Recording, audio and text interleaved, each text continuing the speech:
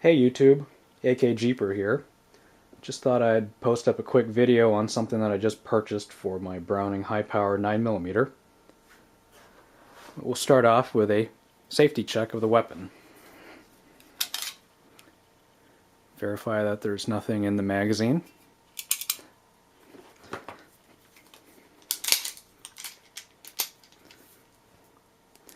And nothing in the chamber.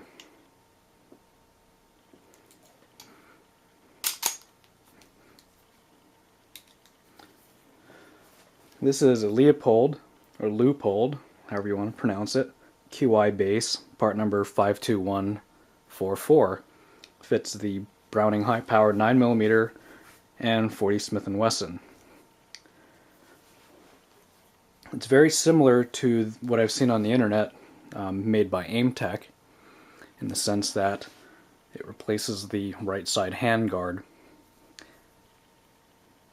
Picked this up last week at my local base exchange, and I've seen a couple places online where you can purchase this. Installation's fairly straightforward. You've got to remove the grip screw on the right side of the handgun. Got to keep that screw. Remove the plastic grip. And then the hardest part of the entire installation is punching out the factory trigger pin. Once you've got that punched out, it's just a matter of running the supplied Torx screw through the hole.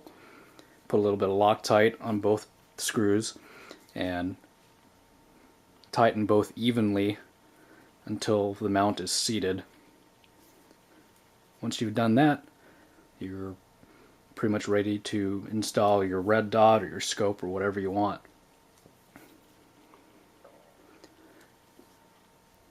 It has what appears to be a standard Weaver rail, the cross slots. It does sit a bit high over the slide. I'm not sure if that's so you can retain the use of your iron sights, or if it's made that way to accommodate high powers that have the taller sights. Mine's the less expensive model with the low rear sight and fixed front sight.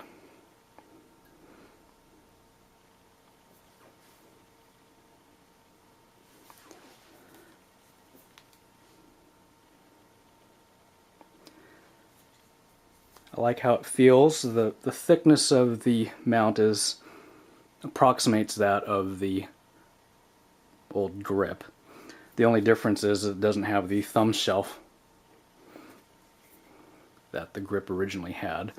For someone right-handed like myself, that doesn't seem to be too much of an issue. However, left-handed people, they may end up missing that little thumb shelf. But for me, it's not really a problem. I haven't had any issues with ejection. So as you can see here,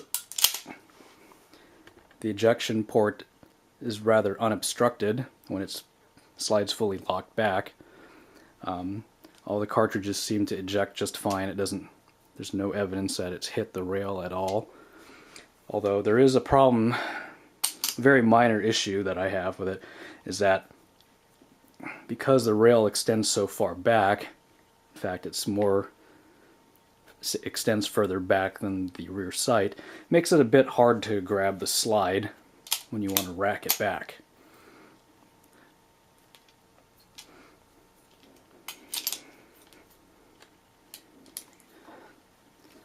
And while I'm here, I'll show you the red dot that I mounted on this puppy.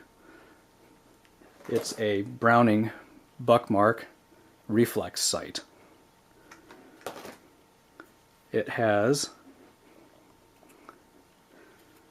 adjustable illumination, basically 1 through 7,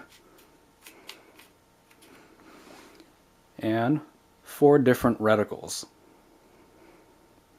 Let's see if I can find it on the camera here. There we go. That's the standard dot. that I normally use.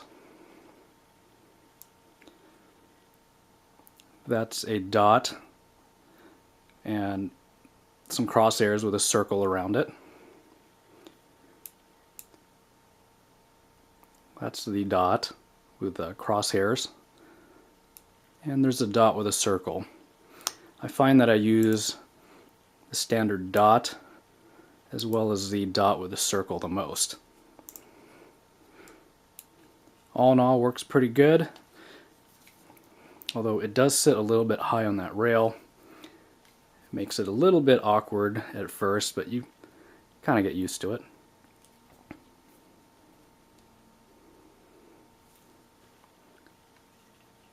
And a nice little dust cover.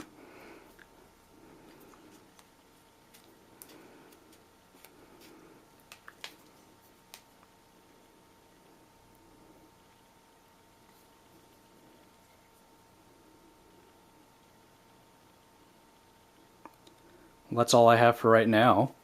So if you have any questions, shoot me a message and I'll try to address that for you. Have a nice day.